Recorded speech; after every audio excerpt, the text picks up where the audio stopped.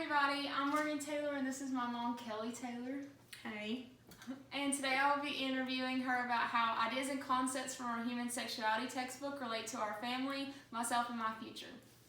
Okay, so Mom, my textbook mentions in Chapter 5, page 113, that gender roles are the attitudes, behaviors, rights, and responsibilities that particular cultural groups associate with our assumed or assigned sex.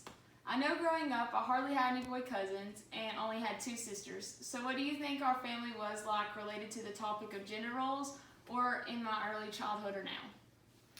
Well, although you only did have a sister to play with, and probably only Barbie dolls and doll and girl stuff, you did go to daycare where you had the other gender there. So you were oftentimes, I would pick you up and you were playing with blocks and dirt. So you had the opposite as well at a young age as well. Gotcha. Our textbook states that mass media descriptions of sexuality are meant not only to entertain and exploit, but in some cases to educate. As a result, the media often does not present us with real depictions of sexuality. This is in Chapter 1, page 5. Of course, this goes with the music, movie, and written media industry as well. As a mom yourself, how do you think this has affected me growing up in today's world with media being like it is? And also, I know you grew up in a time when technology wasn't as prominent, so that makes a difference as well. Well, of course, I did grow up in a time where technology was not even there. So my parents didn't have to worry about those things at an early age, that you might see any type of visual thing or written thing or trying to describe anything.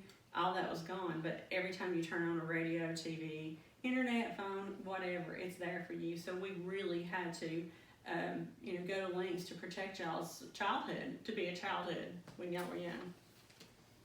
Our textbook mentions in Chapter 17, page 506, that allegations of sexual harassment against famous men, such as Clarence Thomas, Bill Clinton, Bill Cosby, Roger Ailes, Bill O'Reilly, and Donald Trump, had gathered media attention, yet there has seemed to be no change in how culture addressed this issue. What are your thoughts on this topic as being a female yourself and also being the mother of 2 girls, both also wanting to work in somewhat male-dominated fields? Well, I think every issue of sexuality, sexual abuse should be investigated, no matter who you are. And that does scare me, because what if some time down the road you won't report it because you think somebody wouldn't believe you? It's happened in the past with very prominent people, so I'm sure you might be afraid of that, and that would very scare me a lot. Right. To relate human sexuality to our current lifestyles, what our viewers do not know is that you've been battling triple negative stage 3 breast cancer. Our book tells us in Chapter 13, page 364, that excluding cancer of the skin, breast cancer is the most common cancer in women and the second leading cause of cancer deaths. It also states that experts estimate that about 1 of every 8 American-born women today will be diagnosed with breast cancer at some time during their life. Could you tell me a little bit about how breast cancer has affected you in relation to the detection process, the treatment, and well-being and adjustment after treatment? The detection process was really quick. I found a lump. They did a ultrasound, and then they did a biopsy, and I had a port put in within 3 days. I did have chemo for 6 months. However, the chemo did not affect my tumor. So in my adjustment of that, I would always say have the tumor taken out first and don't do chemo first.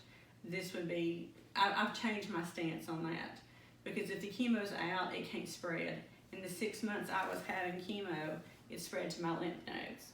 So I did have to have several lymph nodes taken out. But as far as breast cancer affected me, we're gonna beat this.